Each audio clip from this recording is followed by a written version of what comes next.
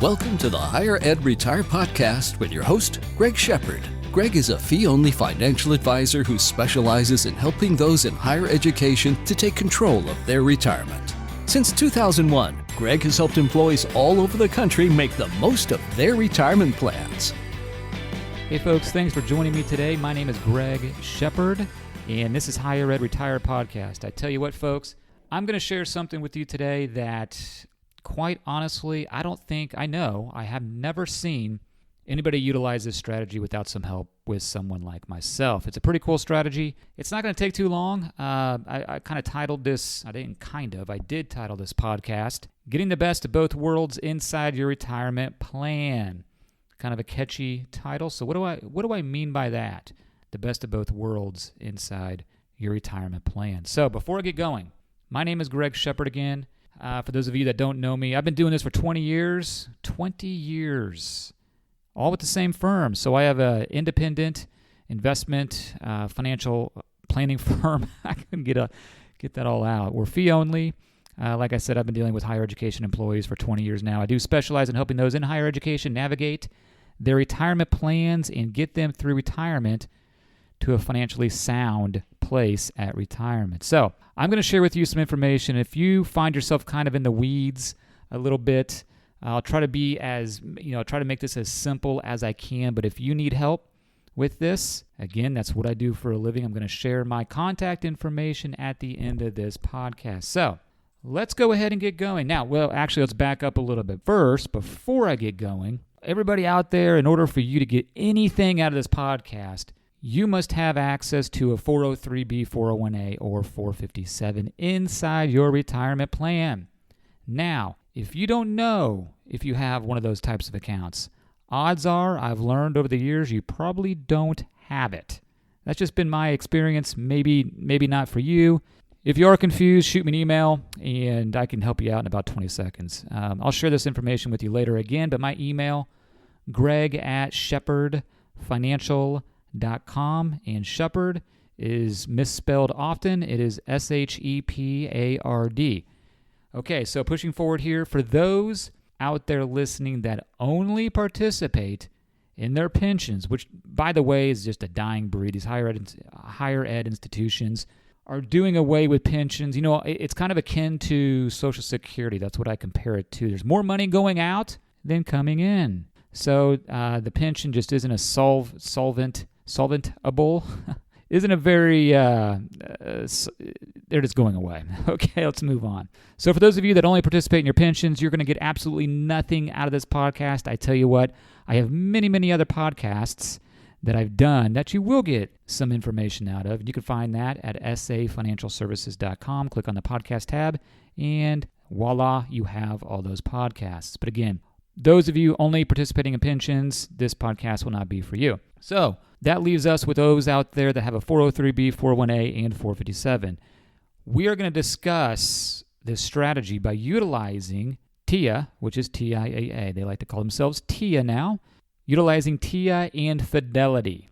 That's the best of both worlds that I'm going to talk about. Okay, now, you don't necessarily need to have both of these vendors in your higher ed institution retirement plan, but these are the two companies I have used for my clients throughout the years.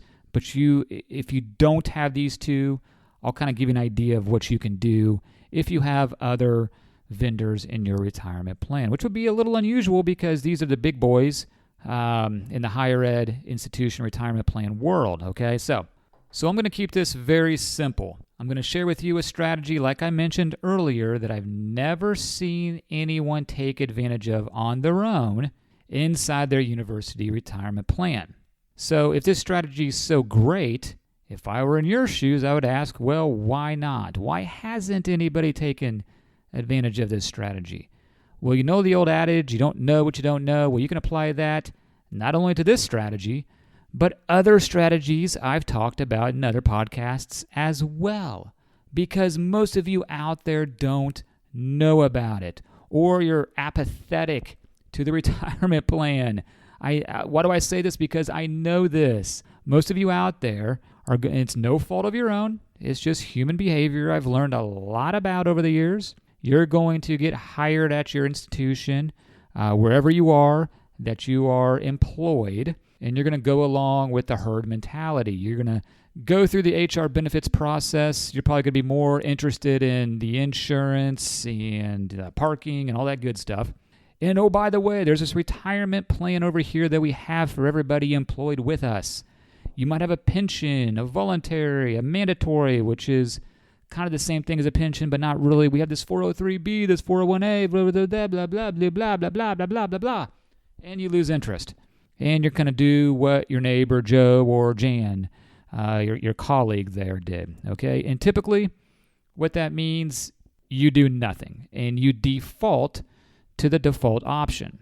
And that's typically what they call a target. With Fidelity, I think it's a Freedom Fund. With TIA, you might have a Vanguard or a TIA.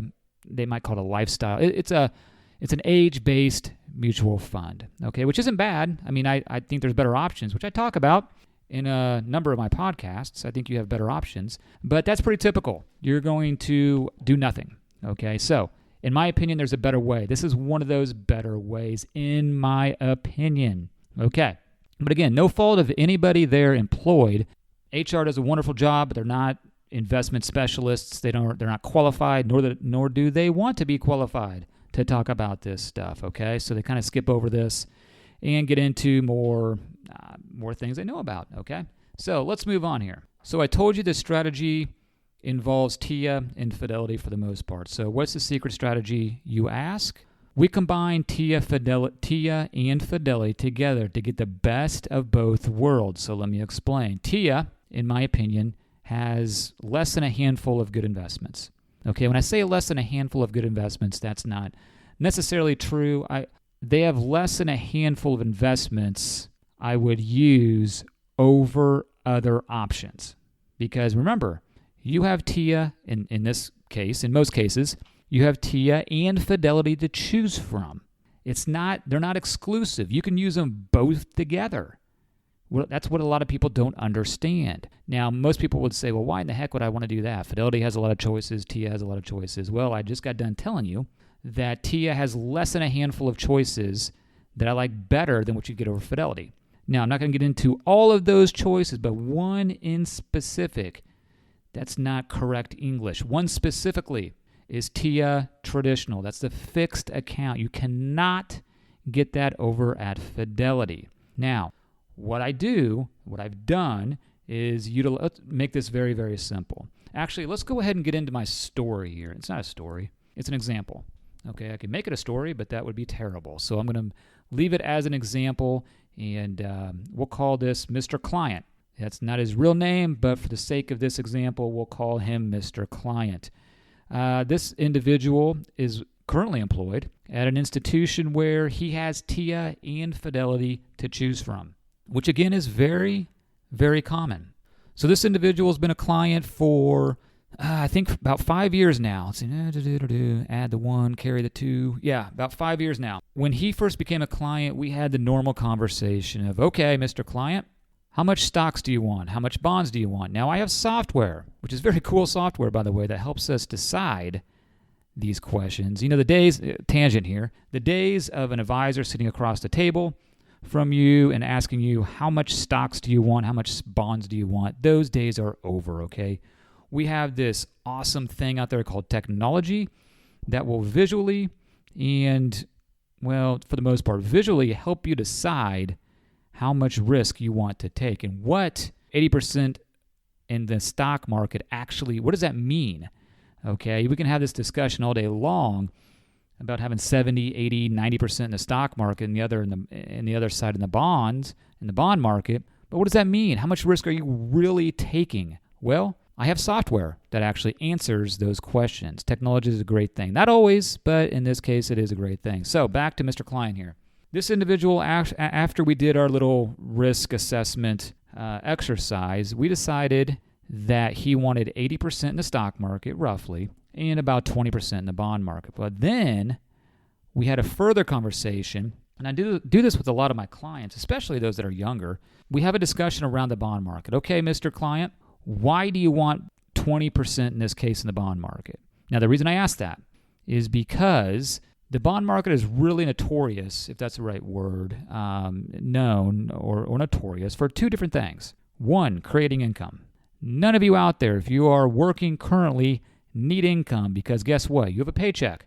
That is your income. You don't need income from the bond market right now.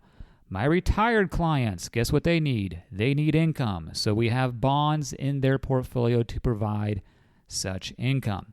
So Mr. Client is working. He doesn't need income because he has a paycheck. Then we moved on a little bit more. So the other reason you want the bond market, bonds, investments in the bond market, Mr. Client, is because you want the stability of the portfolio. Let me remind you, Mr. Client, and everybody else out there, the bond market is not guaranteed. The bond market can lose money. Hence, look at 2013 for a lot of bond markets. Look at 2018 for a lot of the bond market, a lot of bonds in the bond market. Now, they are more stable than stocks. I'll grant that to everybody, but they're not guaranteed. The purpose of the bond market, a little bit, yes, to provide stability, but a big portion of it is to drive income. So after we had this discussion, and by the way, let me back up a little bit. The bond market is huge, actually bigger than the stock market, and there's different kinds of bonds. Some are more conservative, some are more aggressive, of course. So you can take an aggressive approach in the bond market, but I'm getting off track here. So let's get back to our example.